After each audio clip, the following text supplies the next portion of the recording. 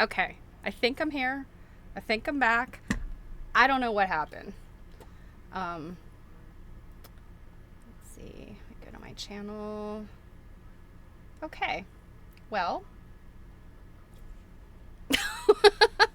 I'm so sorry about that, you guys. I don't know what happened. It was like nothing would connect. It was giving me all these crazy error messages I've never seen before. So at least I got it to finally connect. So obviously I'm here. um, so without further ado, today I'm going to show you a very cool exhibit I went to yesterday at the Renwick in Washington, D.C. It is a art museum. I guess they mostly, their shows are mostly contemporary art. I'm trying to think. I know they have some older stuff in their collection, but I think for the most part, most of the shows that they mount are contemporary artwork, at least downstairs. I've seen a number of textile and, contemporary art type things. I saw a really great Indigenous women show. Gosh, it was right at the beginning of the pandemic. And so this one was Black women artists or quilters. So anyway, I will show you that. I took multiple trains. I walked many miles. I climbed many stairs to bring you this show. But it was worth it. It was a really good show. So, but real quick, I guess since I've burned some time with technical issues, I will show you something delightful just very quickly. So Abraham hasn't had much love lately, and it's summertime, and he's been wearing corduroy pants. I need to get him a new wardrobe. So while I work on that, shoes are always difficult, and he has these gorgeous, sparkly boots. But, maybe he could use something fun. So, guys, the miniatures. Miniatures are having such a moment. So you guys know I love Miniverse, which are the little food things. I think I'm trying to think. They have some like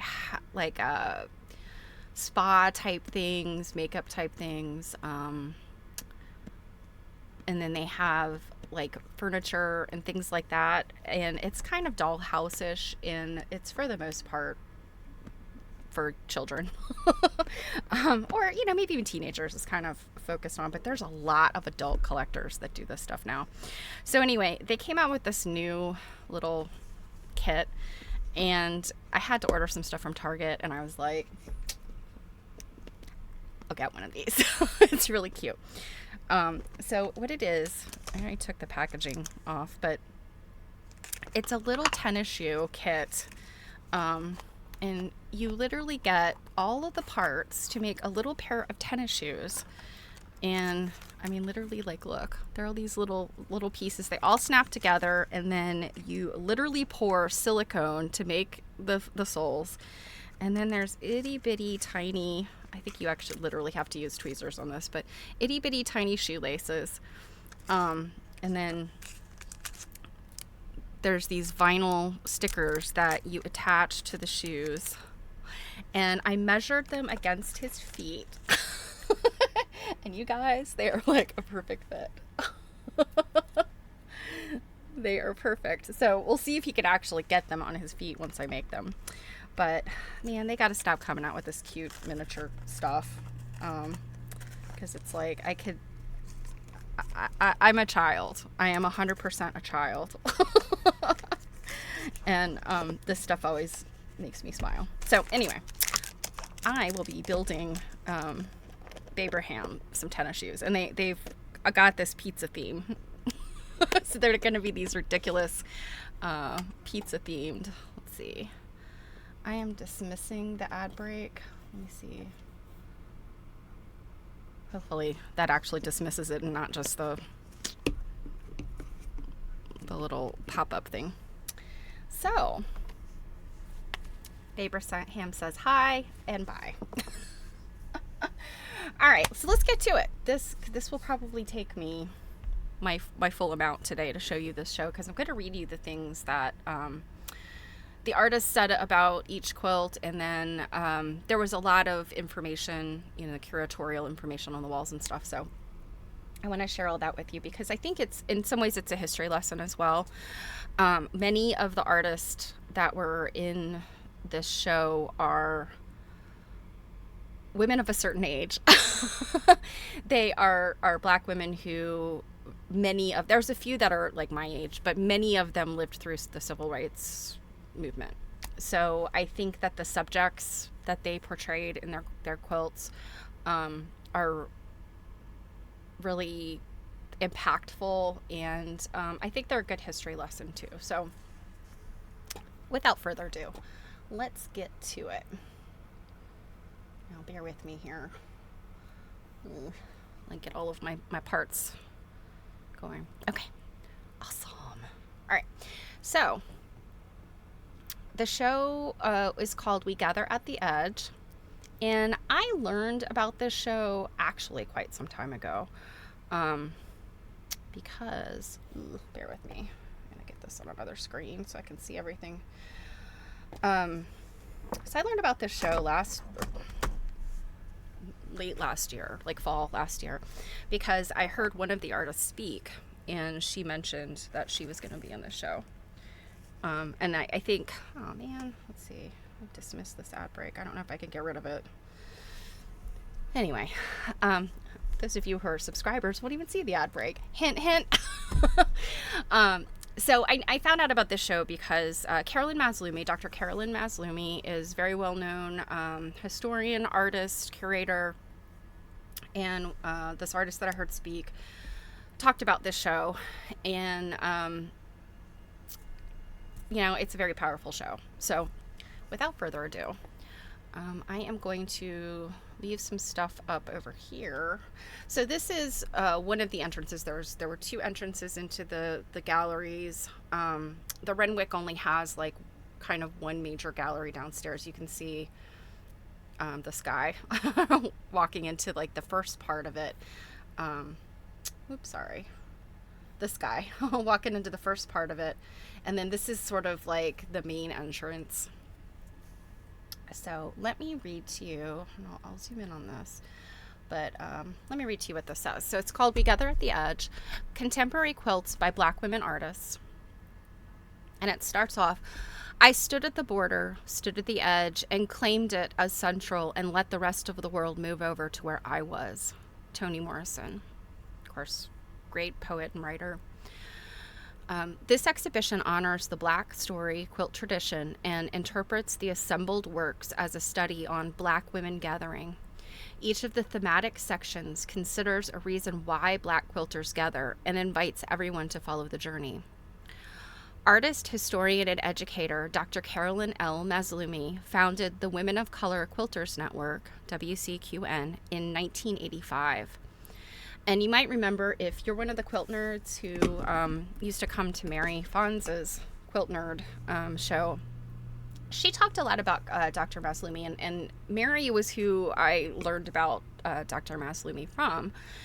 But I thought it was so fascinating that she built this Women of Color Quilters Network, and she placed ads to find people in Quilters Newsletter magazine because I want to say, I can't remember. I think she currently lives in Ohio, but she's originally from Louisiana, I think. And I suspect she's moved around because she's a professor.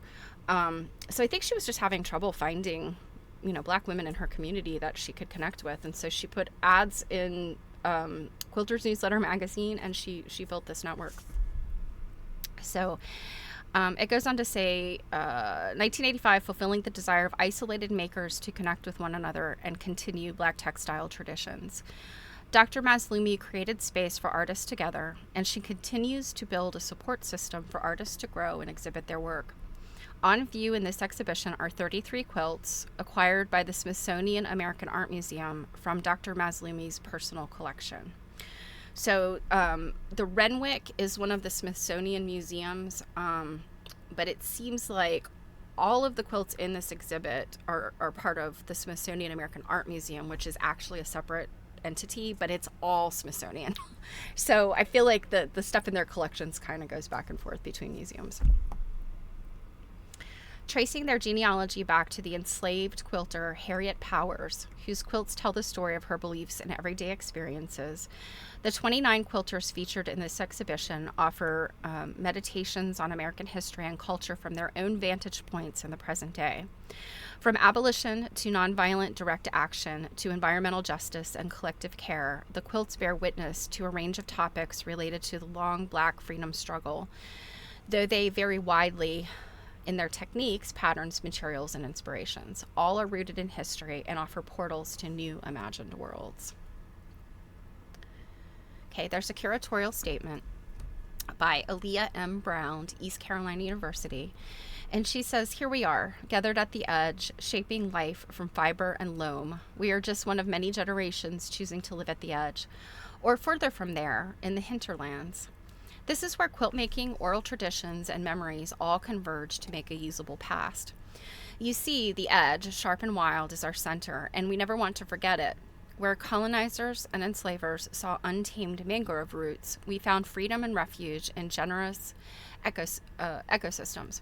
After all, the Maroons saw the beauty and necessity in living interdependently with the swamps. It was not easy, though. Where there are calcified structures, we committed to seeing expansive escape. Dwelling here, we recognize the creativity and lessons of our foremothers, blues women, soothsayers, and dreamers. We create in the name of everyone who chose to make an alternative to anti-Black terror and gendered violence. We make quilts that serve as itinerant historic markers, honoring and documenting the impulse to seek freedom. Okay, and then Carolyn Mazlumi, they have a little bit more information about her. And it says, Dr. Carolyn Mazlumi, gathering us together. Carolyn Mazlumi has committed to making work that explores the life worlds of the disenfranchised, dispossessed, and the outsiders. Her work guides us to a space where we can be in right relationship with one another, living in a way that centers mutual respect, harmony, and care. In 1985, she placed an ad in Quilters Newsletter magazine, eager to correspond and ultimately build community with Black quilters. She then founded the WCQN, and support from founding members Claire E. Carter, Arma Carter, Questa Benberry, one of my, oh gosh, I think of Questa as like mentor from beyond, because I've read lots and lots of her work, and she was brilliant. Melody Boyd, Michael Cummings, who Mary Fons, if you remember, she interviewed Michael Cummings at, I believe it was at Festival of Quilts in Birmingham, England. Peggy Hartwell and Marie Wilson, they were all founding members. Mazlumi facilitates gatherings for students and practitioners of Black textile traditions and global audiences that appreciate the craft. She has curated the network's exhibitions, documented quilt histories, developed new audiences, collected and platformed the work of emerging artists, and created space for kinship. She is also a critically acclaimed quilt maker with a National Heritage Fellow designation from the National Endowment for the Arts. Okay. And so this one last thing to read to you. We gather to collectively imagine new worlds. And let me switch up the picture here, see if something else to look at. So we gather to collectively imagine new worlds. Welcome to the new realities we are creating. With art, we all flourish. The quilts in this section capture Black communities imagining and creating a more expansive and liberated way of living. The artists contend with working in the imaginary while navigating the reality of disenfranchisement and exploitation. Here are stories of ancestral protection for protesters, collective management of resources through cooperatives, care, experimentation, and affirmation, and communities of Black expressive culture abound. These quilts express the vision, practices, and commitments the artists feel are needed to build a new world. And the quilt here, you might recognize, you might be able to guess who the artist is. Anybody had any guesses? It is Bisa Butler. And she is originally from New Jersey, still lives in New Jersey. She was born in 1973, so she and I are the same age. This piece is called I Know Why the Caged Bird Beats His Wings. And you may kind of recognize that phrase. It's typically I Know Why the Caged Bird Sings, which is from Maya Angelou's memoir. I think it's her memoir. So anyway, this is a take on that. And this person that is, she's showing here in this quilt, let me read you about him. So this was made in 2012. And she says, as a student at Howard University in Washington, D.C., Bisa Butler would often walk by Dunbar High School on her way to class. Dunbar High School is a well-known high school. She later learned that the school, named for poet Paul Laurence Dunbar, so that's who this man is here, was the first public high school for African-American students in the nation, having opened its doors in 1870. So this is right after emancipation, in the basement of the 15th Street Presbyterian Church. As Butler researched Dunbar's life in photographs, she admired how his stylish self-presentation mirrored his poetry, which he wrote in a black vernacular dialect. This portrait quilt of Dunbar features the poet in front of a caged bird and a bird flying freely. So you can see the caged bird, and then here's the bird flying freely, visually connecting Black expressive culture to liberation. A few lines from Dunbar's poet Sympathy, from which Maya Angelou derived the title of her acclaimed memoir, Float Around the Border. Okay, so those phrases are originally from his poetry, and Maya Angelou got that as the title of her memoir. So I didn't realize that. So I have learned something. So those words float around the border. Butler realizes Dunbar's life, his words, his character, in dazzling color, layering hand-dyed batiks using a technique called applique. And I think Bisa Butler's work is so interesting because they are such good portraits. Like, they are very, I mean, they're obviously not photorealistic portraits, but you recognize the people in these portraits. I've seen a number of her pieces that are representing pretty well-known, people in Black authors, so on. She did one for the Portrait Gallery, and Octavia, why can't I think of her last name? I want to say Octavia Spencer, but I think that is an actress. I think that's the actress who was in any event. You guys know I'm terrible with names and of things. In any event, she has this like really unique style, and it's very like when you see it, you know it's Bisa Butler.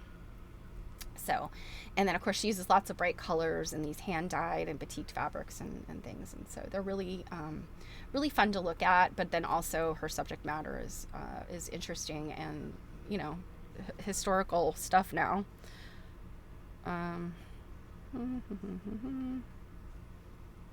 Okay, so let me see.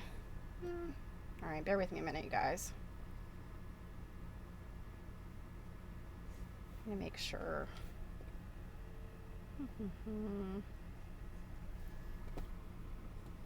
Sorry guys, I don't know, today is just such a weird day with I'm like, does the internet not like me or something?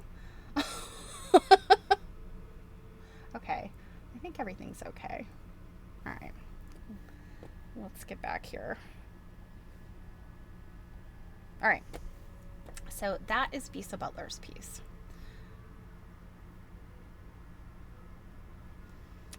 I took this picture, and we'll talk about this quote in a minute, but this at the top says, "We specialize in the wholly impossible." That's a quote by Nanny Helen Burroughs, who's the founder of the National Training School for Women and Girls. Okay, and so let's look at this piece. Very densely quilted, bright colors.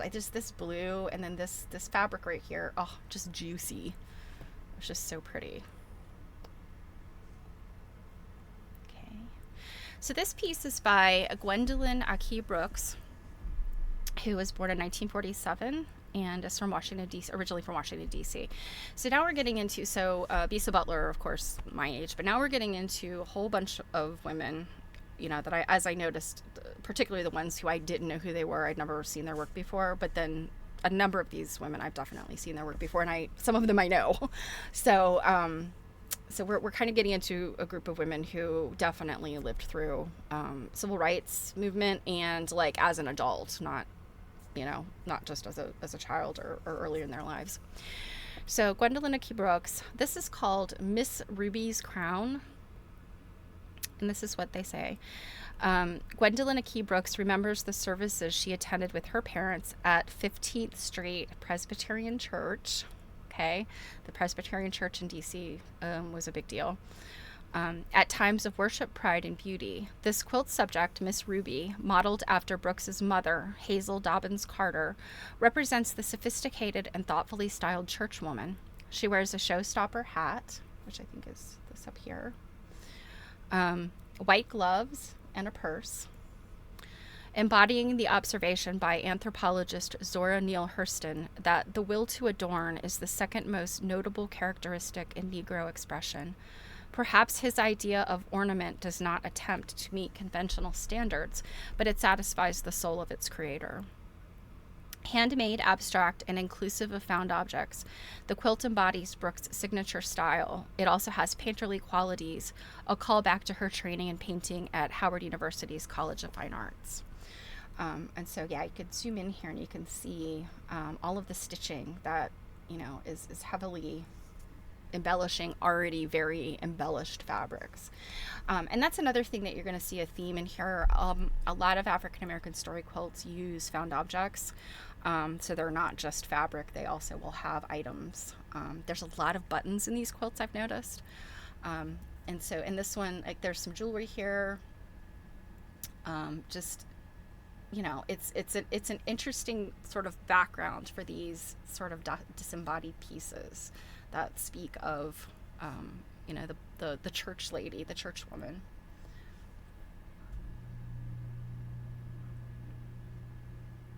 Okay, this one's interesting. There was a couple that are not traditional quilts at all, but rather sculptures, and I would say that's what this is. And I kind of took two different pictures of it, so I kind of took a side view of it. And this is the front view, but you can see the shadow, this really interesting shadow it casts. Also really interesting space sort of manipulation. So this is by Sonji Hunt, born in 1964 in Milwaukee, Wisconsin. So this woman, she was a child during the Civil Rights Movement, so she obviously had a different experience than some of the older women that are in the show. This one is called Deception of the Formal Landscape, 2009. Oh, and you know what? I forgot to mention when Miss Ruby's Crown is also 2009. So I think this is interesting to me. A lot of these pieces are older pieces, that these women made, some time ago. None are the 2020s. Let's put it that way. Although I think there may be one or two in there that are very new pieces. So this is Deception of the Formal Landscape. Sonji Hunt bends genres with her signature bundles of painted fabric scraps. Experimental in nature, the wrapped fabrics explore different colors and compositions that comprise the larger work. Their irregular shapes push the viewer to reimagine what constitutes a quilt. With this quilt, Hunt also celebrates the freedom and ingenuity of nature. She describes a formal or man-made landscape as a rigid structure imposed by humans to control the fluidity of the way in which growing things want to be in their original environment. Nature always overcomes whatever humans inflict on it. And there's some other artists that have done stuff about sort of ecology. So this piece here is what she's talking about with the wrapped fabrics. It's kind of, it's sort of three-dimensional, pops off the surface. And this is a tiny quilt. Like, this is only, this piece is very small. Whereas it grows with all of these circular shapes. And they're all fabric, too.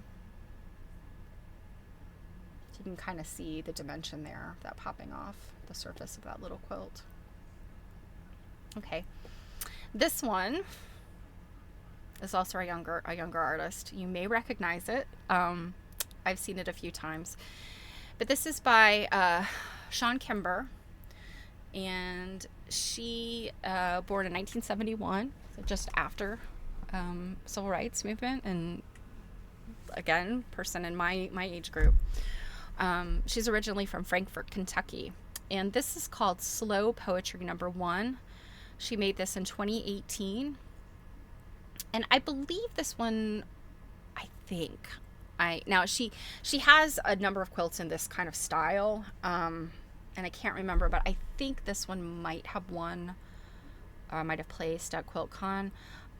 If it didn't, I think it was still shown there. So what this says is, against blue jean patchwork and in the form of 1990s the 1990s magnetic poetry trend, which I love, this quilt offers a series of affirmations that sometimes repeat themselves or generate new affirmations when rearranged. Loose threads hang from the denim, refusing clean resolutions and boundaries. Sean Kimber hand-stitched this quilt during long drives to visit her ailing mother in South Carolina, during which she also reflected on the physical and historical landscape of the United States.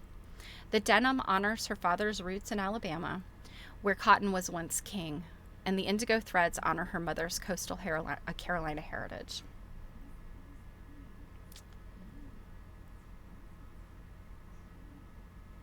Okay. Now this beautiful quilt is by a woman named Betty Ford Smith. I very recently heard her speak. She did a lecture for the Baltimore Appliqué Society about how she makes these quilts, and they're the pine cone technique, which is common in certain communities of Black quilters, and it's a way to use up small scraps, and it's not a quilt like in the sense of top, batting, and back. Rather, this is more like a coverlet, but it does have 3 layers. You start off with a backing layer, and all of these pieces are like prairie points. They're folded, and they're overlapped in circles, radiating out, out, out. And they're very heavy. And then it's backed and it's bound. And it's really beautiful. You could kind of like, lean over and just sort of walk around it and see all of the different fabrics that make this like really visually arresting, composition. I also love the fact that the woman who taught her how to make these was a very elderly woman in Florida. When she moved to Florida, I think it was during her career in public schools. She was a principal or an administrator. Anyway, she lived in Florida, and she might have been working for the school board. In any event, she always drove by this woman's house, and somebody eventually introduced her to this elderly woman, and I think her name was Miss Sue, was the name of the woman. And so the way she taught Betty to make these was starting with one square in the very middle of this giant sheet, and to safety pin it. And then you start stitching these pieces round and round and round. She does not remove the safety pin. And I think that I've heard her say that is kind of an homage both to the woman who taught her this technique, as well as sort of the generations of women that utilize this technique, and that's the way you do it. You start with that safety pinned piece in the middle. And so she sort of, like, every one that she does has that in it. So this is a little bit better view, kind of. This one was hard to take a picture of, not only because it's so big, but they had it laying flat. And I think a lot of times they do put her stuff laying flat because it's heavy. Not to say that it couldn't hang on the wall, because I saw pictures of other showings of her quilts where they had them hanging on the wall, but I think that it's probably better off laying down because it is like really, really heavy. Okay. So Betty Ford Smith, she was born in 1951 in New Rochelle, New York. And this is called Red and Purple Pine Cone Quilt. And I think a lot of her quilts she kind of names them after the colors. This one she made in 2020. And I think this is in the explanation, is that, she made this during the first few months of COVID. So it says Betty Ford Smith used more than 4,000 squares of fabric. I would have thought it was more, actually, but 4,000 squares of fabric, each folded into a triangle and sewn onto a cloth to form concentric circles.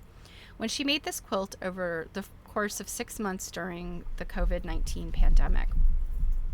Ford Smith learned to make this style of quilt, known as a pine cone quilt for its conical shape. Conical shape. Huh, okay. In 2004 from a 92-year-old quilter in Highland County, Florida, known as Miss Sue. Similar styles have been preserved by the Gee's Bend quilting community and cooperatives like the Freedom Quilting Bee. The Freedom Quilting Bee was among a larger cohort of Black women-led craft cooperatives that emerged in the 1960s in the Black Belt, an agricultural region in the American South. And so that area is called the Black Belt. It's awful because you're kind of like, oh, civil rights, the Black Belt. It's called the Black Belt because of the rich soil that's there. And I heard it called that, and I didn't know why. And when I started reading the book about the Freedom Quilting Bee, who is that by? Nancy, what is her name? I actually have the desk. Nancy Callahan. That's where she further explains what the Black Belt is. In any event, so the Black Belt is an agricultural region in the American South to address the precarity women there experienced. The cooperative encouraged women to build new economic relations that did not depend on jobs that would blacklist them when they participated in civil rights demonstrations.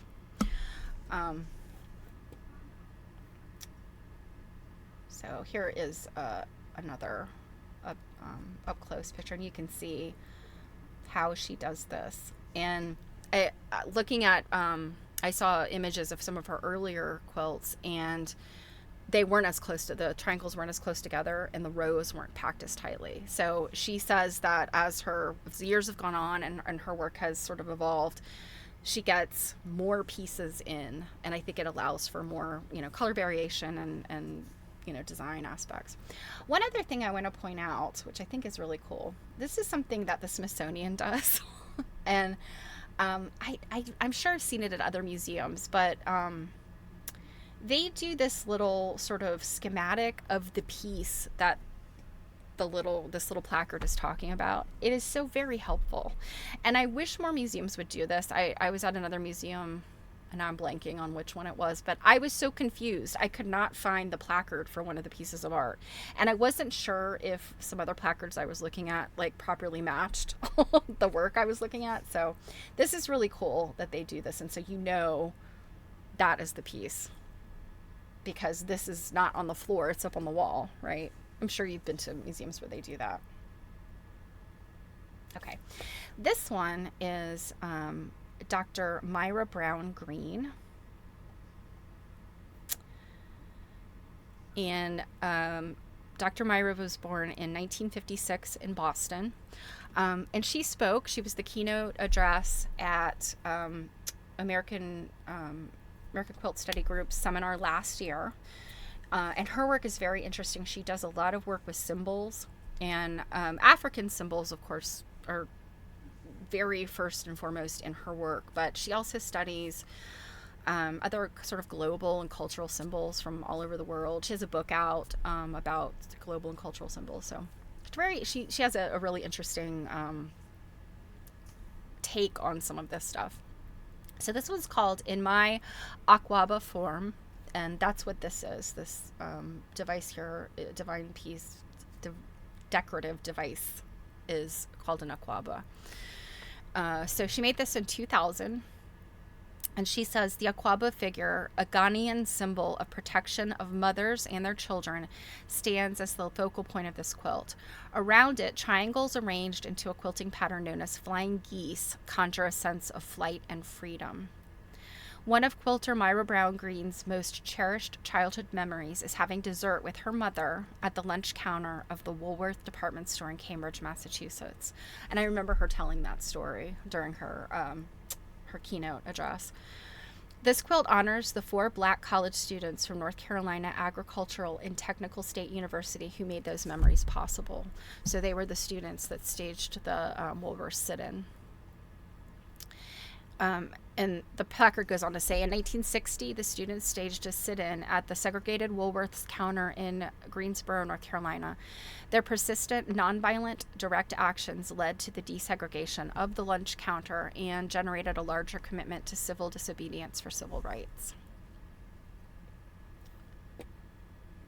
And then I took a couple pictures of close-up. So she uses the cowrie shells also in a lot of her work. She has this one piece that's brilliant. I can't remember the name of it. It's like something administrative, but it uses cowrie shells. And this was something I didn't know. Apparently, cowrie shells in some cultures in Africa are used not just as money or decorative pieces, but also as like sort of fortune telling or decision making device. And so, you recognize the cowrie shell with a little cleft in it. It's where the crustacean, the mollusk, whatever, it can go in and out. But what they would do with the backside of the cowrie shell, which if you've seen one, it's kind of like a sort of a rounded shape, they would slice that rounded shape off. So you had like the front and back, basically. You could, the front and back. And so they'd cast these. And if it landed one way, it's like a yes, and landed the other way, it's a no. So she took this concept of using the cowrie shells as like yes and no. And she created in code yes and no as replacements for binary code. So instead of 0, 1, she used yes and no, or no and yes. And she created this cipher, basically, in cowrie shells on one of her quilts. And she said she's still waiting for the time when somebody comes in and can read it based on their knowledge of binary code. So it's pretty cool. Anyway, so this is the close-up of the bottom part of the figure, and you can see, I mean, these are used to designate breasts. I mean, it's intended to be this mother figure. And then this is a close-up of the flying geese. And I just love the fact and a number of her quilts do this, she varies the size of these traditional elements in quilts. She'll change the angle of the geese, the size. She has other quilts. She did this with the monkey wrench or the churn dash. So she's using a lot of interesting design characteristics. Okay, this quilt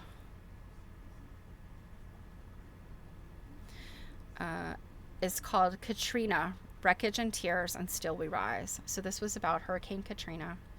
And the artist is Viola Burley Leake, born 1944 in Nashville, Tennessee. And I had not heard of her, but this is a really interesting piece. It says Viola Burley Leake conjures the physical and emotional intensity of Hurricane Katrina,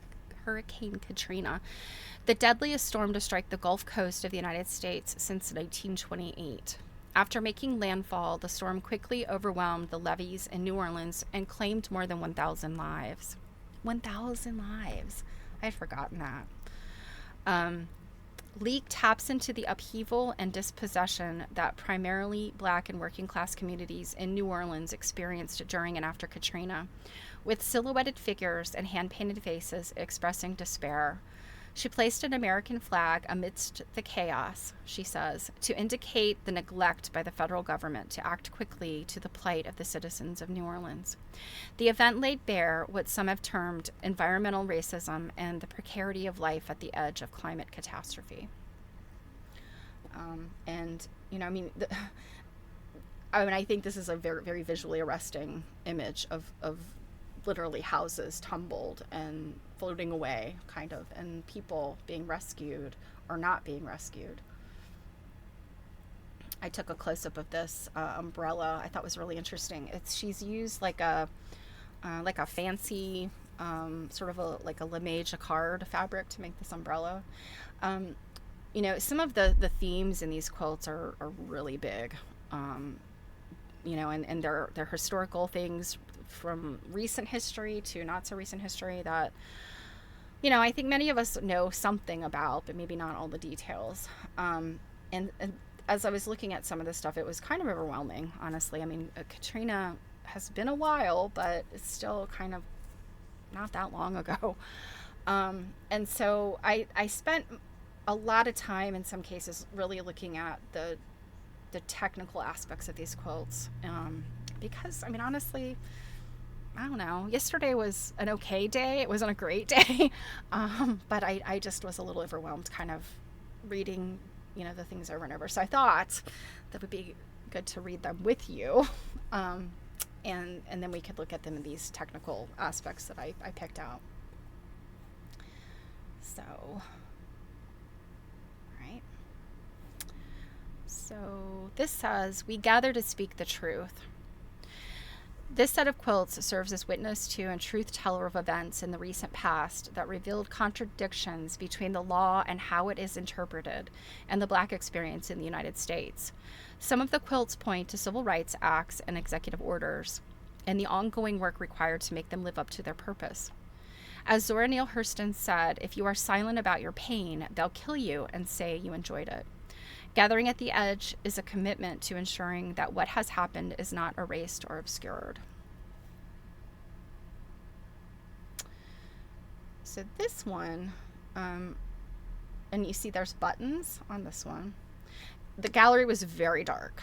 They do this, of course, because of light being problematic for textiles. But it was kind of disappointing at times because you kind of miss some of the details in the dark. But you can see that this had buttons. It was like just dense with buttons, kind of in this outer part. And then kind of red and black buttons kind of scattered in sort of a pattern around the border. Kind of almost wondering if the way she attached them on the border was kind of it was in a pattern, definitely. But I don't know if she was kind of recreating maybe like a border treatment or just she kind of created a pattern. I'm not sure. But this one, as you can imagine, has something to do with the scales of justice. So this is by Cleota Proctor Wilbekin. She was born in 1930 in Des Moines, Iowa, and she died in 2017 in Cincinnati, Ohio. And this one is called The Unbalanced Scales of Justice, 2012. And about this quilt, they say, the design of this quilt by Cleota Wilbekin, I think that's the way to pronounce it, was inspired by the logo of the National Association of Bench and Bar Spouses, NABBS. This is an organization I had never heard of, but she served 2 terms as president of that organization. So the logo of this organization, NABBS, features a balanced scale of justice encircled by people. Well, you notice this scale is not balanced. The quilt foregrounds an unbalanced scale to, in the artist's words, express the fact that the United States still has a long way to go in providing justice for all its citizens. Applique figures circled the scales. Around them, Wilbekin explained, hundreds of antique white buttons symbolize our tears. Red buttons symbolize our blood and fears, and black buttons symbolize our strengths. So that was the intent of the symbology of the buttons. But from a design perspective, they're also like very, I think they give this quilt a lot of weight, considering the fact that it's very, very simple imagery. But, of course, the unbalanced scales, I think, says a lot. Okay, this next one.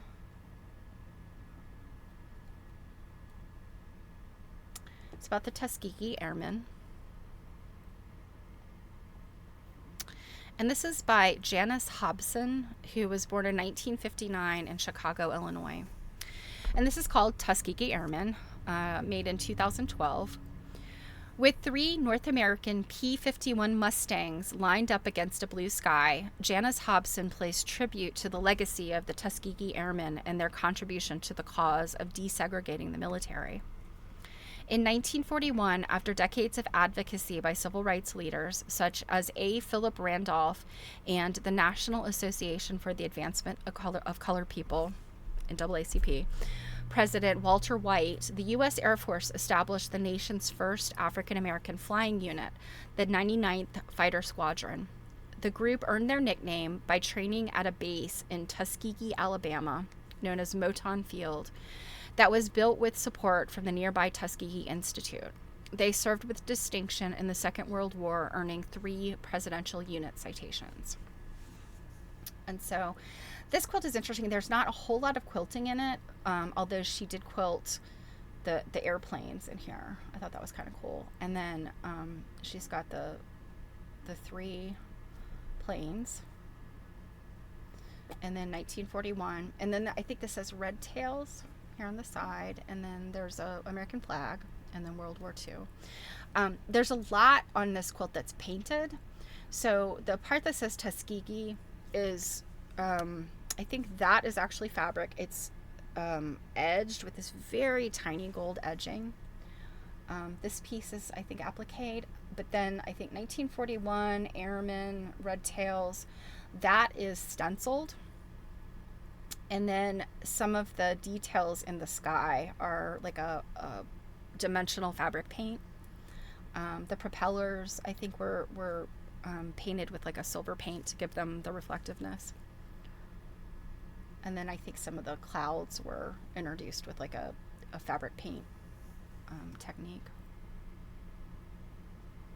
So here's a up close of that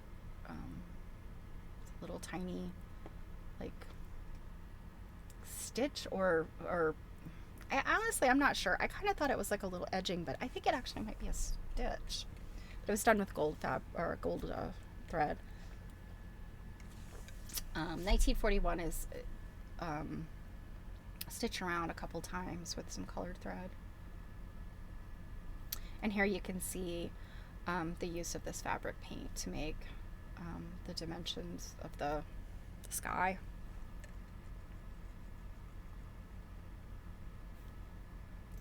Okay, the next one. So this is called Cracked Justice, made in 2020 by Carolyn Crump, who was born in 1960 in Detroit, Michigan. So Carolyn Crump made this quilt in response to the murder of George Floyd in 2020. She explains, "My quilt only shows the faces and names associated with those faces, but it does not show the hurt and pain of broken families and the hearts that they represent. I am hurt and still in disbelief of the events of this past decade, of the loss of these brilliant minds and bright futures that were taken away from us much too soon." In the foreground, police pepper spray a group of Black Lives Matter protesters. An artist spray paints a memorial to George Floyd at the upper left. Crump also memorializes others killed in and before 2020. Breonna Taylor of Louisville, Kentucky, Ahmaud Arbery of Fancy Bluff, Georgia, Tatiana Jefferson of Fort Worth, Texas, and Michael Brown of Ferguson, Missouri. She renders the phrase "cracked justice" on the sidewalk as a call to reform a cracked justice system. And this, so from a distance, you can see this now. You can see all the faces here. Up close, that's not immediately apparent. You kind of have to pull back from the quilt to really see these faces in here. When you first walk up to the quilt, what you see is everything that's in color. And I think what's really interesting, there's some fairly dense quilting in here, but a lot of this appeared to me to be like airbrush, possibly with like a fabric paint or a fabric dye. It was technically very interesting. I think this part here, the George Floyd graffiti, I think that might have been fabric. I can't remember. I'm pretty sure I took a closer picture of that, but you can see this really dense quilting in here to kind of give texture to the clothing and the faces. There's a lot of text in here, and these faces were really, really like impactful. They were like photorealistic pictures of the people. So this was a little bit more of a close. Let's see. Yeah, I think that is like an appliqued piece here. You've got really a lot of symbolism here. 8 minutes and 46 seconds. You know, I mean, this is, to me, very clearly done like in a graffiti style airbrush. And I think it's very effective. And then this is the one I took the close-up of. I mean, they're almost ghostly. So, and I'm not sure if this is Breonna Taylor or Tatiana Jefferson. I'm not sure. But you can see lots of other names in here. I see Eric Garner, Tasha McKenna. So, names that you would recognize from the news. Okay. Oops. Okay. So this one.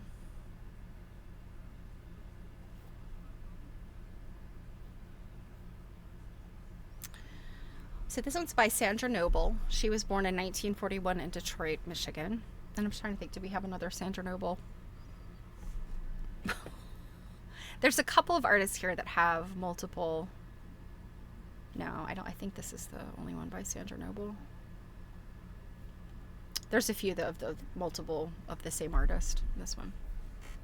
So this one was also a 2012 quilt, and it is called The Little Rock Nine. So this is about segregation. So in 1957, 3 years after Brown versus the Board of Education ruled segregation unconstitutional, 9 black teenagers enrolled at the formerly all-white Little Rock Central High School in Little Rock, Arkansas, with support from the NAACP. Orville Faubus, that sounds like a turd of a name, doesn't it? Governor at the time sent the Arkansas National Guard to prevent the students from integrating the school. So Orville Faubus, I hope you're rotting in hell. President Dwight D. Eisenhower ordered the governor to remove the troops and later ordered the same troops to protect the children from violence. In response to what Faubus characterized as federal usurpation of power and to prevent integration altogether, he shuttered Little Rock high schools for the 1958-59 academic year. Talk about being on the wrong side of history. Orville Faubus. This quilt portrays the 9 students: Ernest Green, Elizabeth Eckford, Jefferson Thomas, Terrence Roberts, Carlotta Walls Lanier, Minnie Jean Brown Trickey, Gloria Ray Carlmark, Thelma Mothershed, and Melba Patillo Beals being escorted by the National Guard. It does not show the virulent mob that met them outside the school. Instead, Noble focuses on the children who wear white to symbolize their innocence. So to me, this one was really powerful. And yeah, like I had heard the stories. You see the images, you see the the news coverage at the time in pictures and reels, but I think that it takes sort of this artist representation of it, to me at least, seeing this many years after I had originally seen the images of that actual event. It really, I don't know what it is. The pictures, of course, are stark, but there's something about it being, those images being created in fabric that, I don't know, it hits differently, I guess. And it, I don't know, it really brings it home for me. There were some details in this quilt as well that I thought were just really brilliant. I think she has used household linens, handkerchiefs, and such to make the dresses. I don't know if I got the picture with the other girls, but she's done this, used this edging and rickrack and other trims to make the details on their dresses. But they are all dressed entirely in white. So yeah.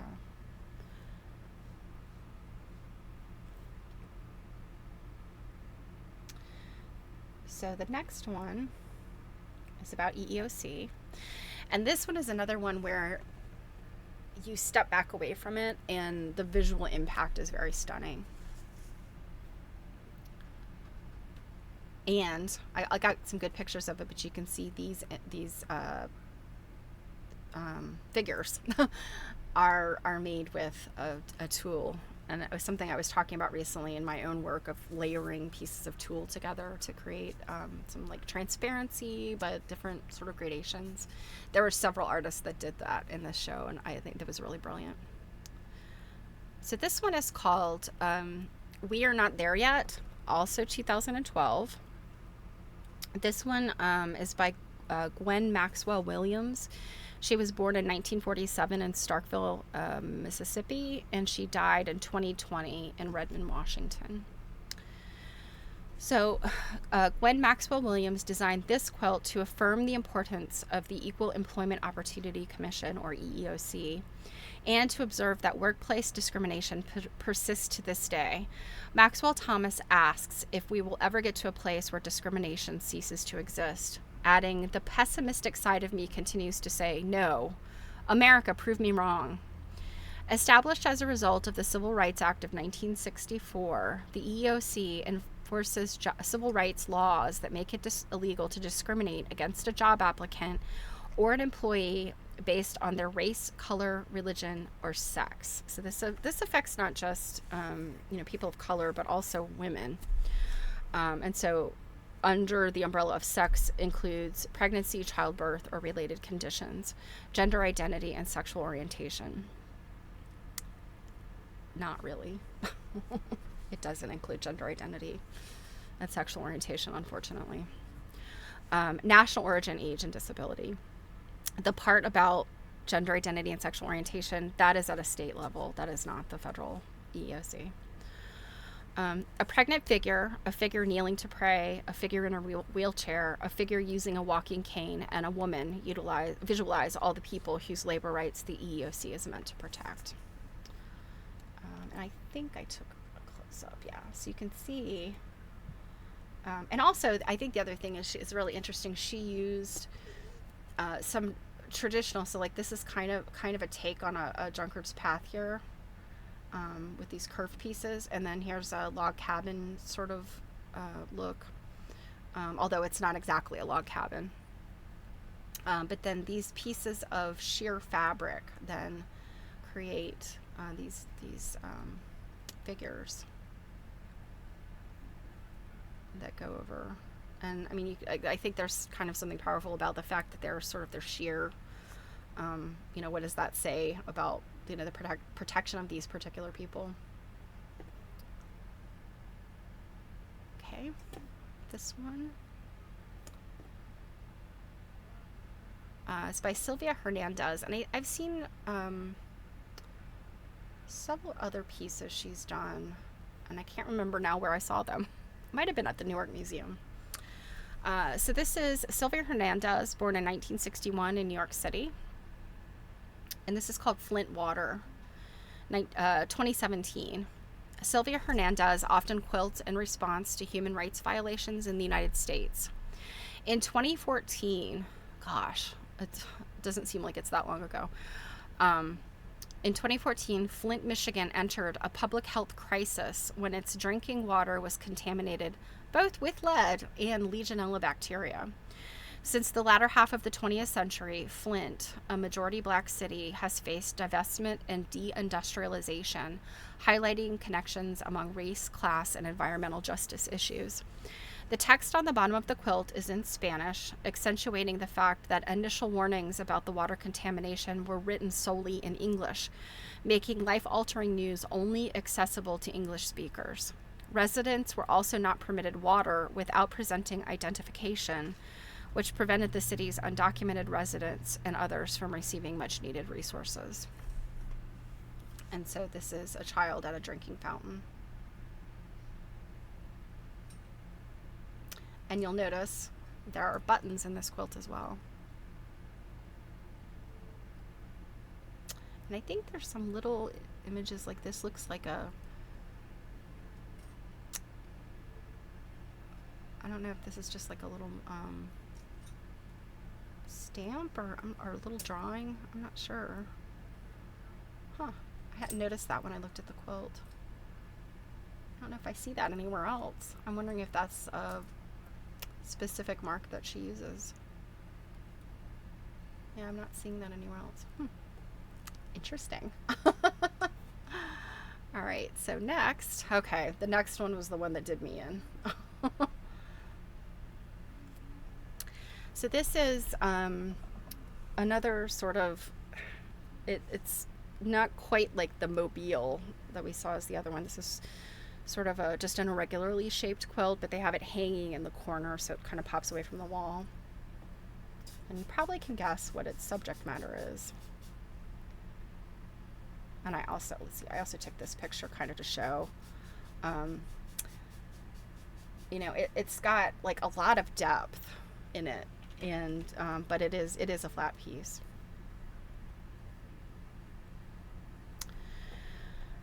So this is by Dorothy Burge, and I've seen another piece by her. It wasn't this one, but this one's called Trayvon Could Be My Son.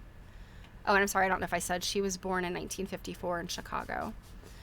So Trayvon Could Be My Son, 2012.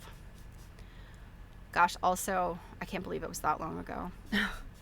So Dorothy Burge created this quilt in support of the national We Are All Trayvon campaign that arose after the killing of teenager Trayvon Martin in Sanford, Florida in 2012.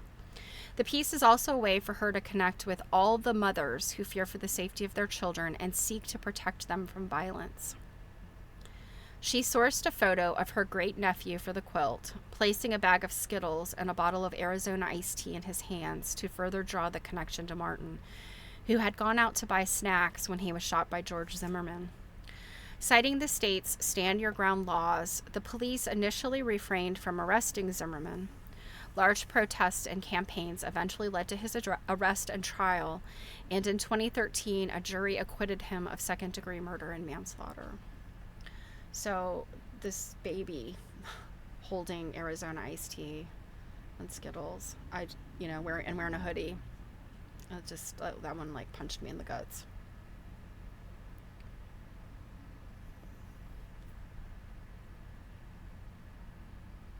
And it's from a technical perspective, it's very, very good technically. It's got the same techniques that Bisa Butler uses to portray faces and hands and oh gosh. All right. So this one. So this one is by Sharon Carey Harlan, who was born in 1951 in Miami, Florida. And this one's called Bloody Sunday, made in 2020. This quilt by Sharon Carey Harlan connects to the artist's consciousness of the Southern Freedom Movement as a high school student in Louisiana. Harlan recalls how on March 7th, 1965, a group of community organizers, community members, and religious leaders marched to protest the killing of activist Jimmy Lee Jackson by an Alabama state trooper.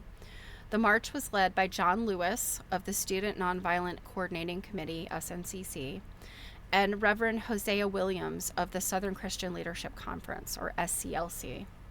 The group of nearly 600 marchers committed to nonviolence even after they were met with violence from state and local police as they crossed the Edmund Pettus Bridge in Selma, Alabama. The day became known as Bloody Sunday. So I think even without the description, I think there's a lot of like drama in this quilt.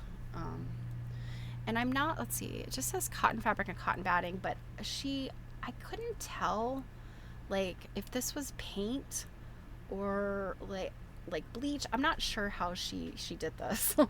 I mean, it's hand painted or hand customized somehow.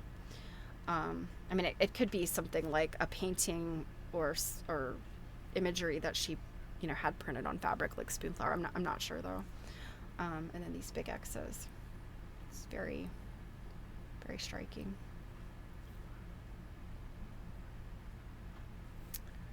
Okay, this next one reminded me a little bit of some of the story quilts that I saw as part of the Mary Telford Scott exhibits that happened last year in Baltimore.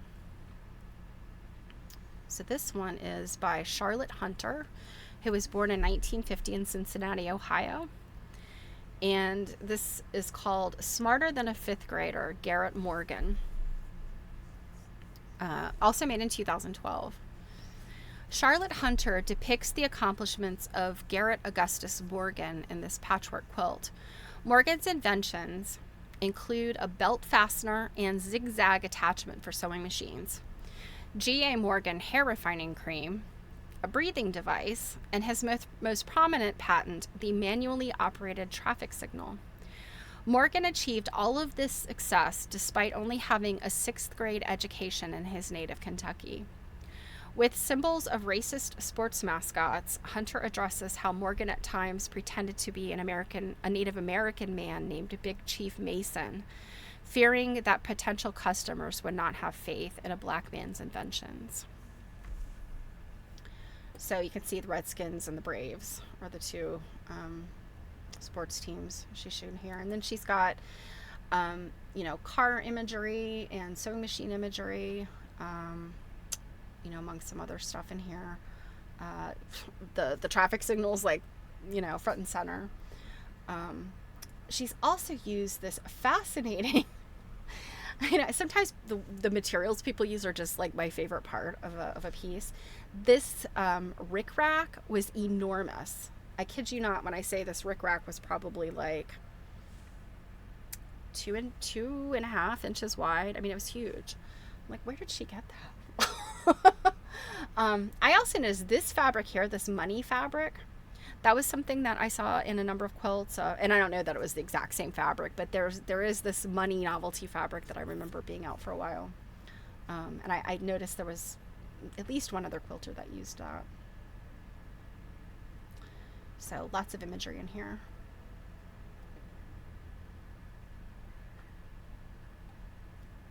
Oh, there's horses up here too. Okay. So this is the final gallery. Oh, I'm sorry. I forgot I took this close-up of the rickrack. And then there were little beads, and I'm pretty sure they spelled something out. Over it. I can't quite see what this one is. Through it. Okay, so over it, through it, and around it, I think is what this says. Okay. Oh, whoops, I forgot I took a picture of that one too. Get the close-up. These were made out of fleece. And this, we can really see there's so many different textures. Like this is some woven, I don't know if it would be kente cloth, but it's some type of like hand woven fabric. And then just like regular quilters cottons.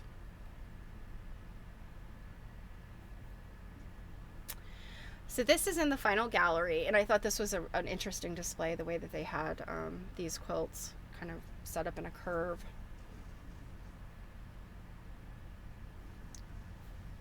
So I'll read that. So you see that. So this is, we gather to see one another. Seeing and knowing one another's faces is a pathway to connection. Here, portrait quilts offer meditations on cultural luminaries such as Paul Robeson and Hattie McDaniel, as well as some artists' personal memories.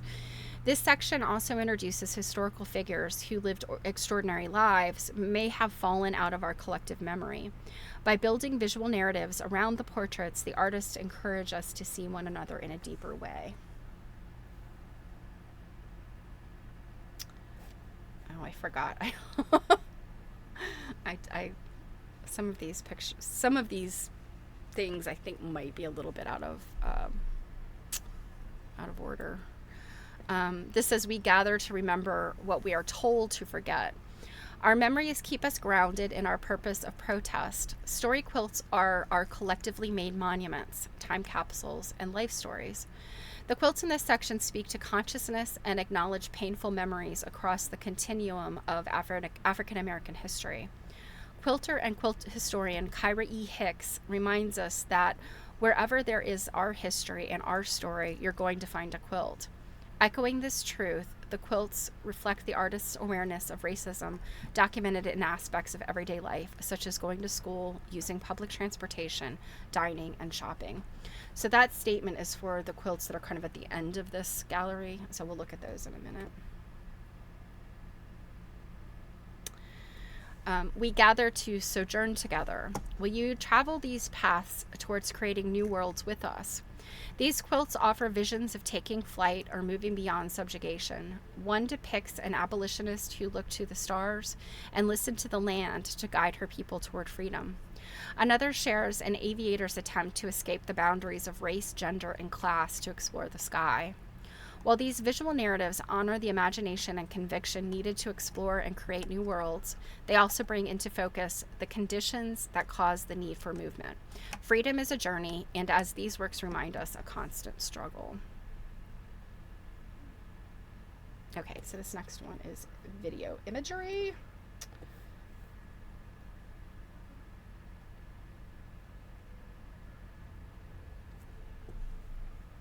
So I just did a little pan.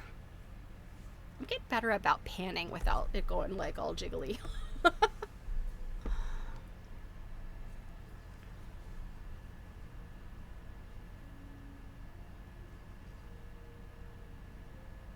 always think it's interesting when they have quilts hanging, and especially with the way this lighting in this particular one is, the shapes it creates on the floor. I thought were really interesting, you know.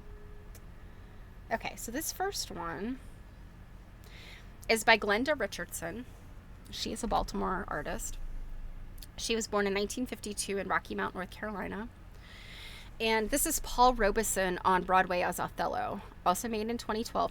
I think a lot of these quilts may have been made in 2012 in response to another show, I think.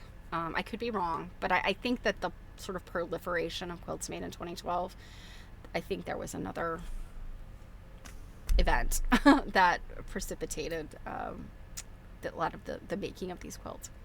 So Glenda Richardson, 2012, Paul Robeson on Broadway as Othello.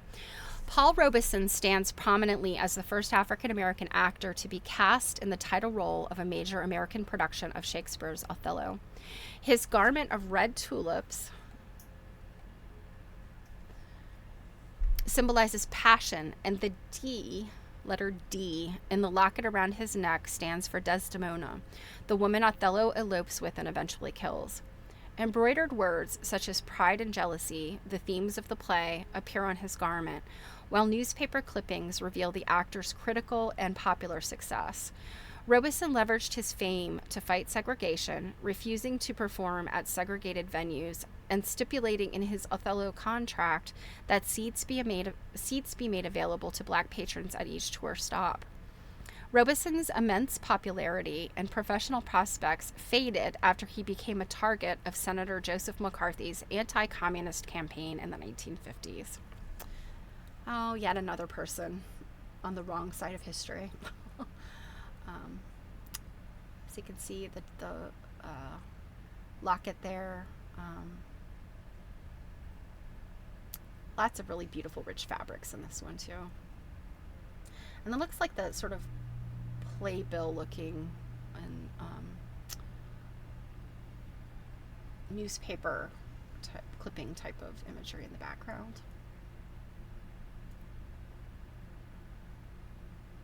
Oh, and so the placards for these quilts were all on the wall that they were facing. And again, here, you can see how they do the little thing to help you connect which quilt you're looking at. So helpful. Thank you, Smithsonian. So this one is by Peggy L. Hartwell, born in 1939 in Springfield, South Carolina. This is called Lucy Prince, the Griot's Voice, also made in 2012.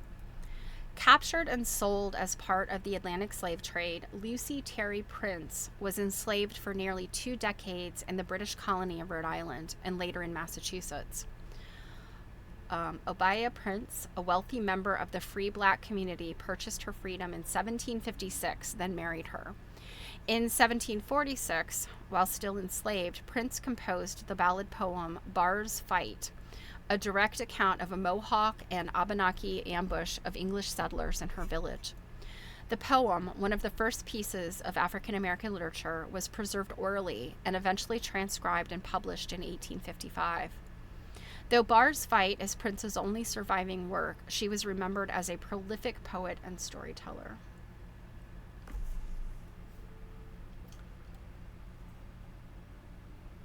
You see August 25th, 1746.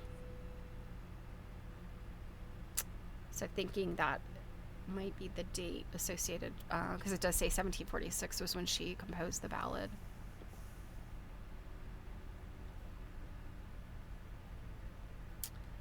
This next one's about Hattie McDaniel.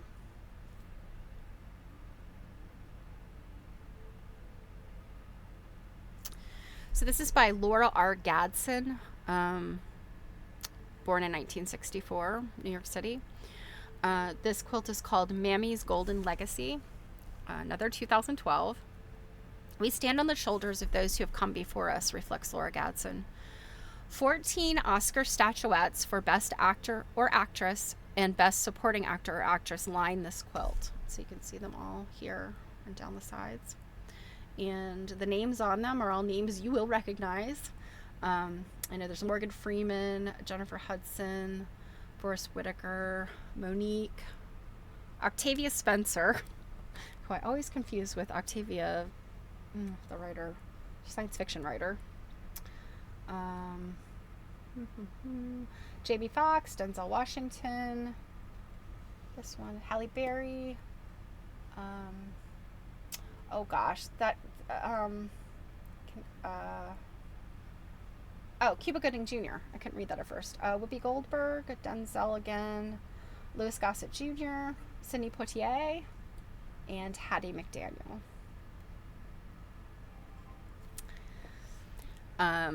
So the 14 statuettes applicate spools of film bearing the names of films for which black actors have won Academy Awards flow out of a smiling woman's apron. So that's what all of these are.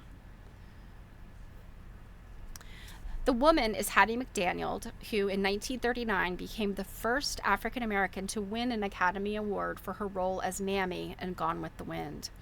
Often criticized for perpetuating a negative stereotype, her performance has a complicated legacy. Gadsden reclaims the Mammy, celebrating McDaniel's achievement and positioning her as the progenitor of the black Oscar winners who followed. And I mean, think about this. So she won 1939 for Gone with the Wind. It wasn't until 1963 that Sidney Poitier won. And I'm assuming that might have been for Guess Who's Coming to Dinner. I don't see. Yeah, I don't see it in there, but so I could be wrong. Yeah, it's kind of hard to see. Yeah, it might. Oh, here it is. Lilies in the Field. I'm sorry, Lilies of the Field was 1963. So yeah, and then everybody else here are really people in my lifetime. I was born in 1973. So, okay. Oh, here was it was close up. Okay, this one, which unfortunately I took crooked. This one is by Marion Coleman, who was born in 1946 in Wichita Falls, Texas. She died in 2019 in Oakland, California. And this one is called Ruby Nell Bridges, 2012. In 1960, Ruby Bridges was the first black child to attend the formerly all-white William Frantz Elementary in Louisiana.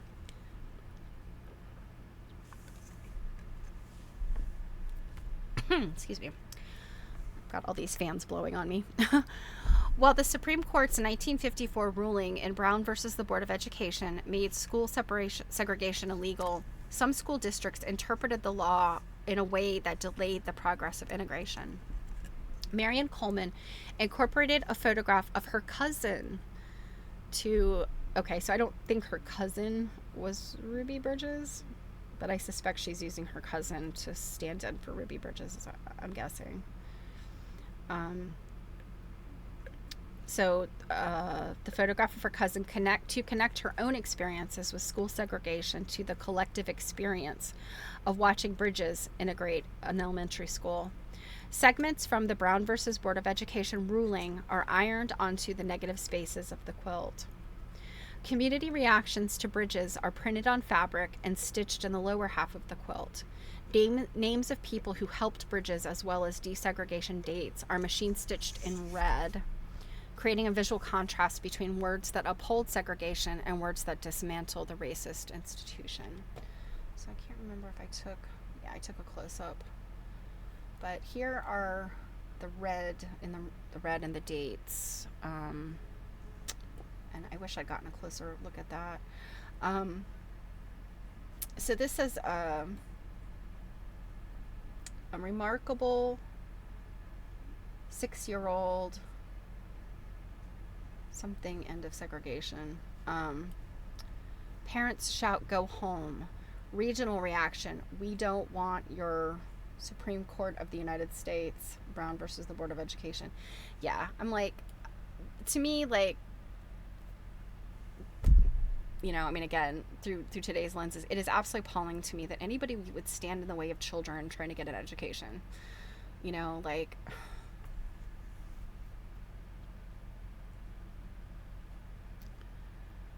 but what I would say is this is a very visually stunning quilt.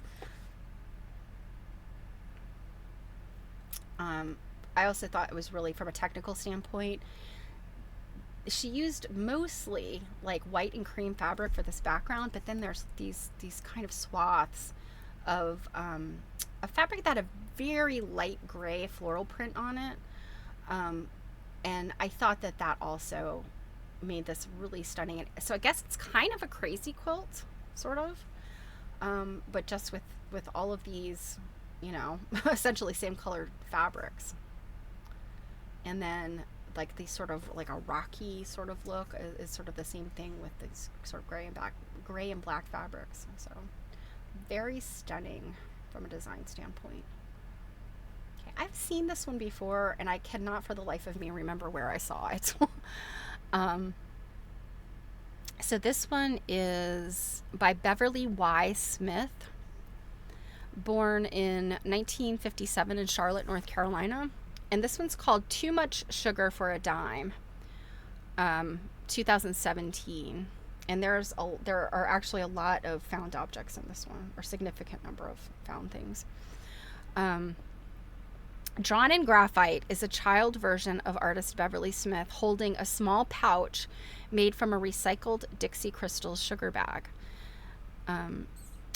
The REM stitched circles, I'm not sure, the REM stitched circles framing the bottom of her skirt are reminiscent of candy drops.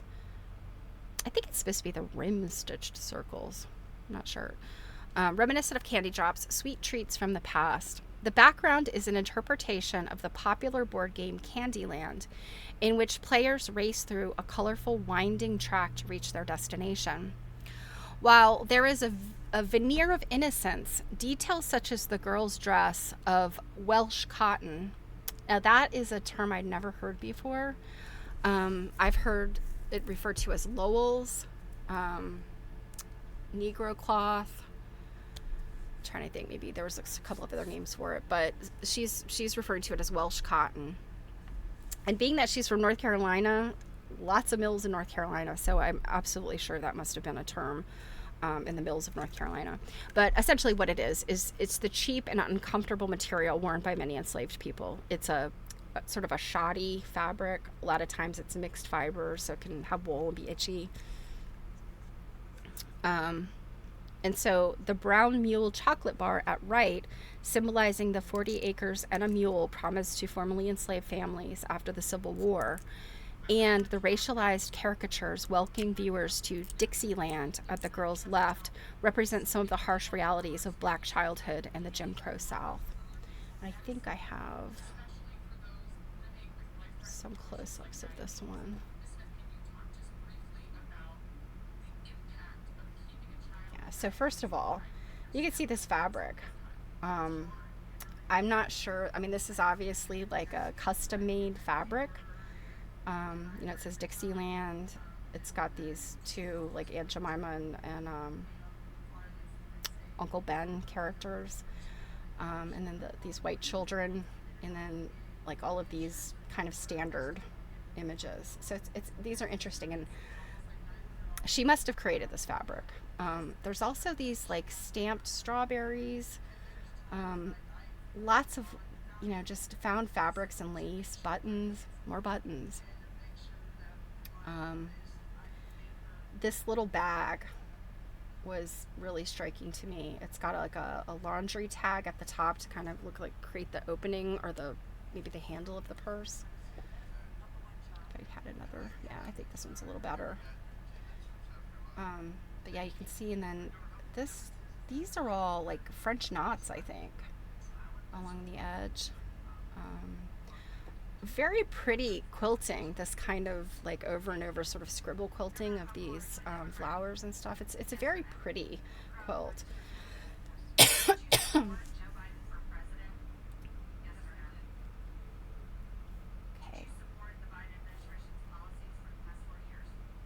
Actually, I didn't show you the girl's face very well. I think this is just a really stunning photo, or a like photorealistic image of this girl's face too. Um, with then all these found textiles around her. Okay, so this one is another George Floyd piece. Oops. Okay. So this one is by Peggy L. Hartwell, born in 1939 in Springfield, South Carolina. Ode to George Floyd II. This was made in 2021. George Floyd, who died after Minneapolis police officer Derek Chauvin kneeled on his neck for 9 minutes and 29 seconds. Okay. On May 25th, 2020. Thought that other quilt had 8 minutes, and maybe the 8 minutes was something else. Gosh, I'm terrible with these these references. I can't keep them straight. So 9 minutes and 29 seconds on May 25th, 2020 is featured here. The incident sparked the largest demonstrations for racial justice in American history. Floyd's last words, "I can't breathe," are appliqued in big letters. A silhouette of his mother looks on from the trees. So Peggy also wrote a poem. She describes her work as quilts of consciousness, documenting a history so we do not forget it. She wrote a poem, and it's called Breath, an ode to George Floyd. Mama, they have thrown me to the ground. One of them has straddled my neck. Oh, the pain. I can't breathe. They are talking amongst themselves. A crowd is looking on. Help me. Mama, can't move. I can't breathe. Mama, my breath is escaping me. The pressure is so great. Oh, the pain. I can't breathe. Mama, yes, son, I am here. Ooh. That's another punch in the gut. As a side note, I watched during the Derek Chauvin trial, there was a respiratory physician, like he was like a respiratory therapist or surgeon or something. I think he was from Ireland, and he gave an explanation of the mechanics of torso compression and why he could still talk but couldn't breathe. And that was such an impactful thing when I watched that. And if you haven't seen that and are interested in, because I heard a lot of people saying like, oh, if you can't breathe, why can you talk, during that time period, during those the trial, etc. And I would highly recommend, if you are one of those people, Google. I'm sure if you Google like Irish physician from the Derek Chauvin trial, you'll find it. And he does a really interesting demonstration, and there's schematics kind of explaining what happens with your lungs when you're in that positional asphyxia position. So it's pretty horrible. So I think that's another opportunity to learn something. Okay. So this last one in this section is by Lemercy, or Lemercy. I'm not sure how to pronounce her name. I think it's Lemercy Fraser. This one's called Robert Small's Wheeling Freedom, 2015. So I suspect that this is a person, Robert Smalls is someone that probably is kind of lost to history, which is, and similarly to the man who invented the traffic light. So I think that this is about him. So it says, in Black Reconstruction, W.E.B. Du Bois wrote that during Reconstruction, the slave went free, stood for a brief moment in the sun, then moved back toward slavery.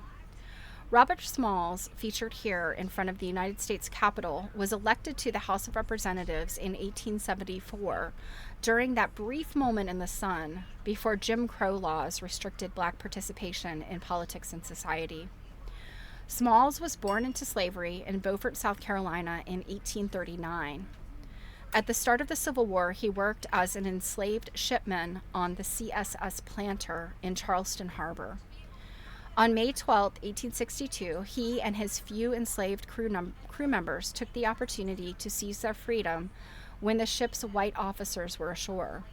The group sailed away, picking up family members at a nearby wharf before turning the vessel over to the United States Navy. Smalls was awarded prize money and promoted to captain of the Planter before serving 5 terms in Congress. 5 terms in Congress. It's quite a lot.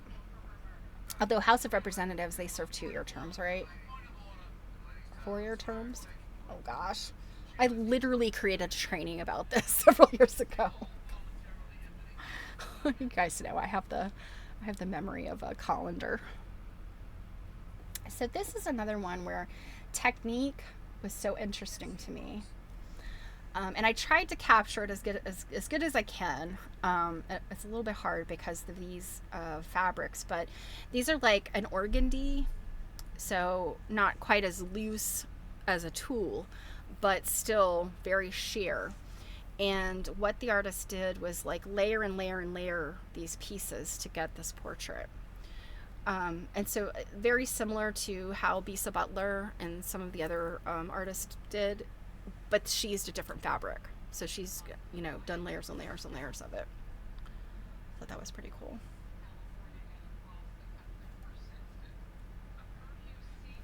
So this one, we're getting kind of in the home stretch. This one, I literally, when I was moving these, I was like, I don't even remember taking a picture of this one. I think this was when there was a bunch of people there in the gallery with me, and I was trying to just take pictures to be able to look at later. So this one's by Lauren Austin, born in 1959 in Boston, and it's called His Instrument for Justice, 2012. Laura Austin stitched this quilt to tell the story of Harry T. Moore, who is considered the first martyr of the civil rights movement. Moore was executive secretary of the Florida chapter of the NAACP. In 1949, he organized a campaign against the wrongful conviction of 4 teens, Ernest Thomas, Charles Greenlee, Samuel Shepard, and Walter Irvin, who were falsely accused of raping a woman named Norma Paget and assaulting her husband on July 16, 1949. Also a special place in hell for that woman because she made it up. I'm not sure if her case was that she was having an affair, and so she lied to her husband, and then it became this huge thing. I can't remember if she was the one that did that or not, but nonetheless. 3 red Talhakumit amulets appear on the right side of the quilt, and so that's these. Okay, I remember paying attention to these because I was wondering what they were. I thought that they must be like an African symbol. So they are amulets. So they appear on the right side of the quilt, offering protection for Moore and his wife Harriet, as they traditionally do for Tuareg Berber travelers. So, the Tuareg. I showed you guys a bunch of Tuareg stuff from the Richmond Folk Festival. There's that great Tuareg Berber guitar player, Bambino. So the typewriter holds the last letter Moore sent to Governor Fuller Warren on December 2nd, 1951, demanding justice for the accused. On Christmas Day that year, a bomb went off underneath the Moore's home, a cottage set in a secluded orange grove, killing the couple. It was their 25th wedding anniversary. People come up with lots of really complicated and creative ways to hate others, and some of the stuff that happened during the civil rights movement, people should just simply be ashamed of themselves for drawing breath. There's a special place in hell for all of those government workers, politicians, etc., who were on the wrong side of history with the civil rights movement. I just, I have no words. um, anyway, this one obviously is about the Green Book. Major Jim Crow consideration here. So this is by, and I know I've seen her work before. I don't know if her name is pronounced Ife or Ife. It's I-F-E. So I'm going to go with Ife. Ife Felix. She was born in 1953 in Jacksonville, Florida. And this quilt is called The Green Book, 2016. Ife Felix remembers traveling as a child with her grandmother from Jacksonville, Florida, to visit family in Georgia and Louisiana. On these trips, Felix's grandma consulted the Negro Motorist Green Book, a guide meant to help Black travelers find safe services, food, and shelter. She traveled with grace and pride, styled much like the woman on the cover of the Green Book.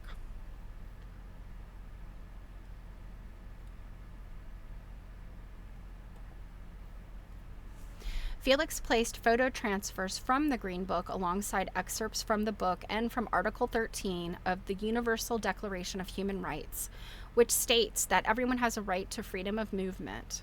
The red, white, and blue bordering the photos calls attention to the contradiction of restricted movement in the land of the free. And so this book cost $1. And the version that she's showing here is the spring 1956 edition of it. There is a movie called The Green Book. I have not had a chance to see it. It's been on my watch list for so long. It made me remember it. So I think I need to see that movie when I get a chance. But yeah, this was an important publication for travelers during Jim Crow. Okay. So this one uses some really interesting fabric painting. Also very, very dense stitching. I'll jump to one of the details. This is Helen Morell, born 1941 in Muncie, Indiana. We are all warmed by the same sun, 2012. Helen Morell applied echo stitches around sun rays and applique figures to conjure the warming embrace of the sun, which shines on everyone. She says, I believe there is a common quality in all humans that should not give any person dominance over any other, especially when it comes to life and death. We should never forget that the tragedies of the past might occur again. Morell also contemplates the history of the inhumane Tuskegee syphilis study. From 1932 to 1972, 40 years, the U.S. Public Health Service and the Centers for Disease Control and Prevention observed the effects of untreated syphilis on 400 poor and working class Black men without their informed consent, and then withheld treatment. With this quilt, she attempts to restore the men a dignity that they were denied.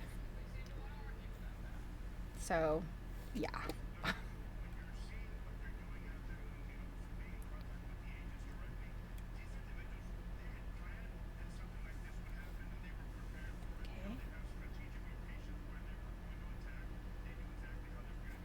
I mean, look at this beautifully painted fabric. And just all of these. There's so much movement in this quilt based on that really dense. I mean, it's kind of echo quilting, except she's creating the thing that the echoes are going to echo.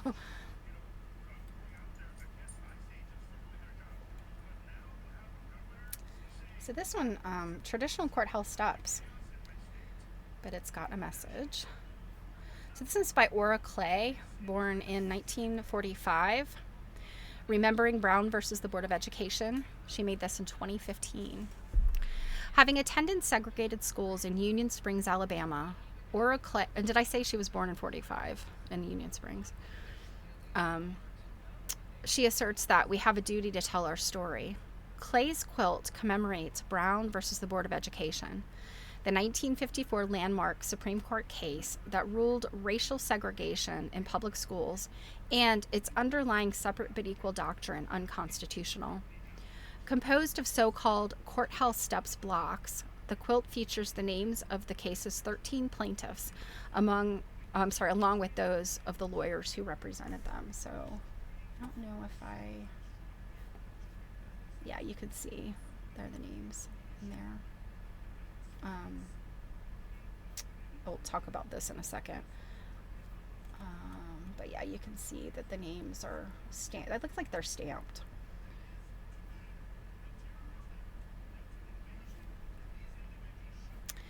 And so the two dolls in the lower right allude to a test developed by Drs. Kenneth and Marie Clark on the effects of segregation, finding that black children from segregated schools thought positively of white dolls and negatively of black dolls, and thus were inclined to think negatively of themselves.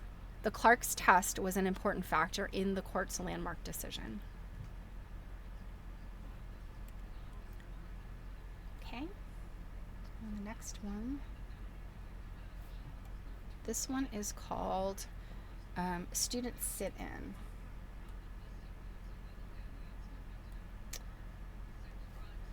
So this is by Ed Janetta Miller, born in 1945 in Spartanburg, South Carolina.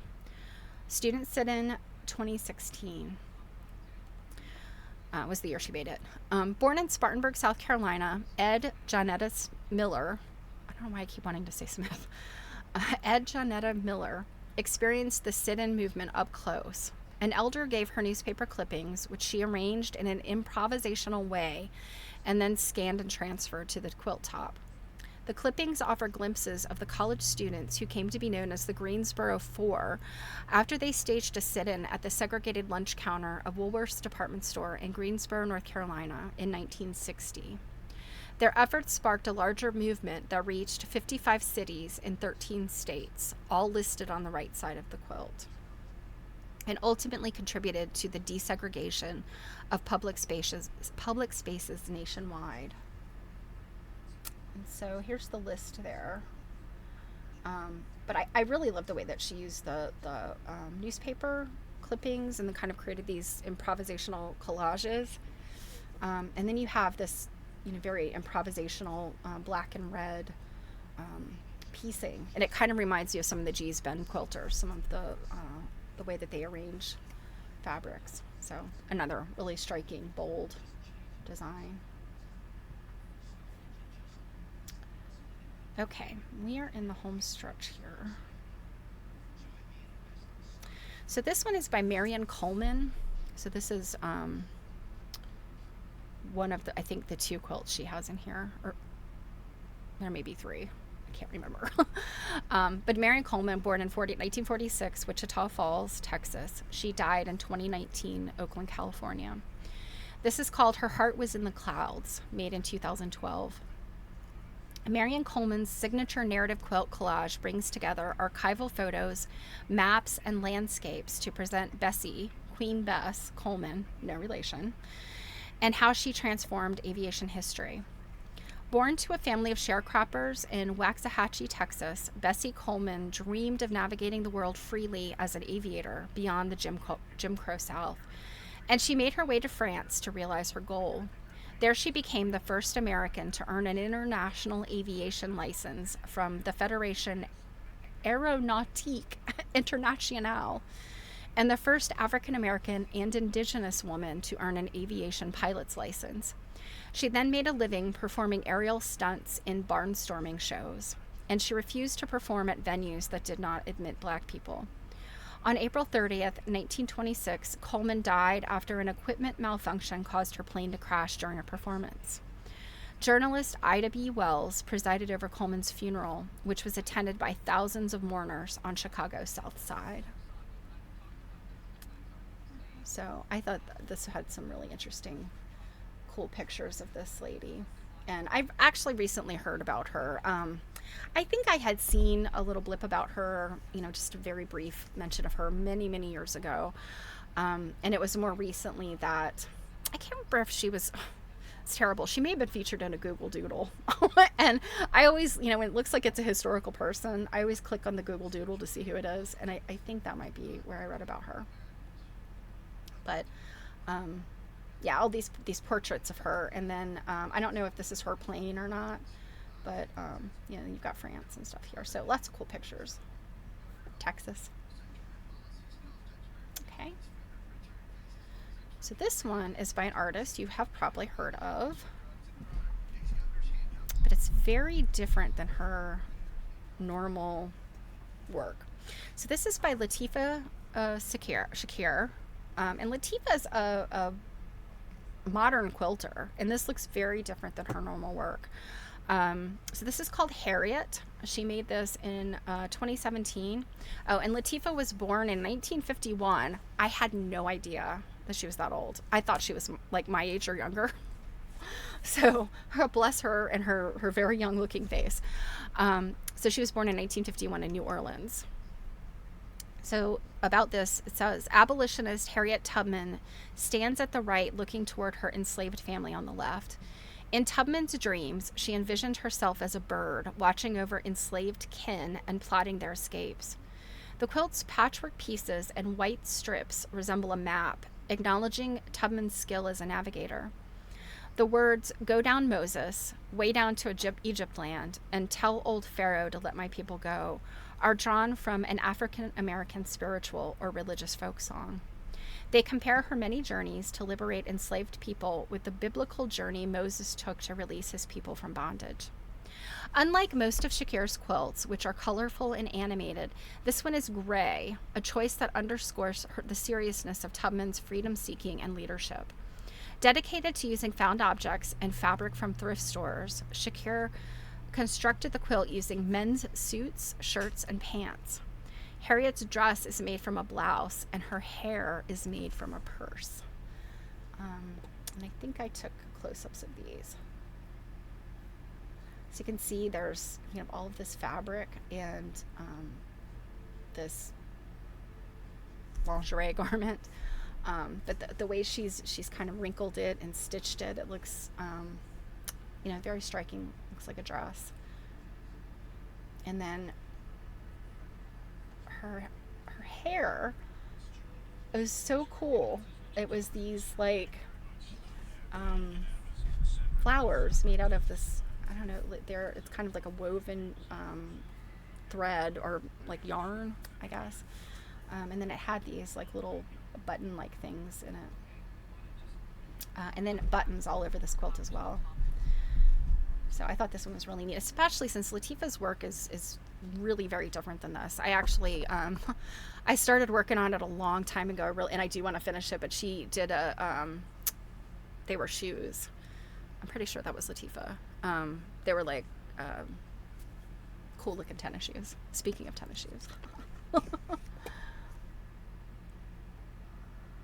Okay, and I think, is this the last one? No, second to last one. No, not. Actually, you guys, I am actually going to leave it there because I realize it's a little after 4 now. I have to go somewhere tonight. So what I'm going to do is I'm going to leave off right here with this quilt. And there's a handful of quilts left. I will pick those up on Monday. And Carolyn Mazlumi's quilts are the last 2, and I want to be able to spend some time on those because they're really striking. Along with let's see, I think there's there's 4 more quilts. So we'll do those on Monday. I hope you've enjoyed this. Like I said, it was many, many trains on a long walk to get to the Renwick, and all I was able to see was the show. And I mean, of course it was worth it. But I want to spend more time on the quilts than I actually spent there at the gallery. So I want to spend time looking at them. So we'll run back through these on Monday, and I'll spend the little bit of time on the last 4.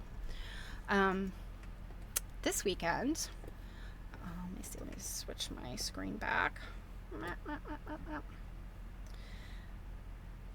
This weekend, Jill and I have Stitch and Glitch. So on Saturday, we'll do Stitch and Glitch at 2 p.m. Eastern. And that is on YouTube on the Quilt Nerding channel. So if you don't follow that, go find it. Just Google Quilt Nerding or search Quilt Nerding on YouTube and you'll find us. Make sure it's Nerding because Quilt Nerd is our friend Mary Fonz and we are her spinoff, Quilt Nerding. So check that out. We'll be on at 2 p.m. Eastern. There's never anything formal. It's usually just us chatting. Jill's just coming back from a retreat, so I'm sure she's got lots to tell us about that. And of course, I can talk more about this exhibit that I went to yesterday. So I hope to see you guys over there. But if not, if you can't make it, look forward to seeing you on Monday, 2 p.m. Eastern, same time, same bat channel. And happy Father's Day to the fathers in our lives. I'm lucky. I still have my dad. My father-in-law is still with us. And, you know, I think sometimes we don't give dads enough credit when they are good dads. So I say happy Father's Day to all the good dads in our lives because they're important. So I hope you guys have a good weekend. If I don't see you on Quilt Nerding, and I'll catch you on the flip side. So, talk to you later. Bye. Mwah, mwah, bye.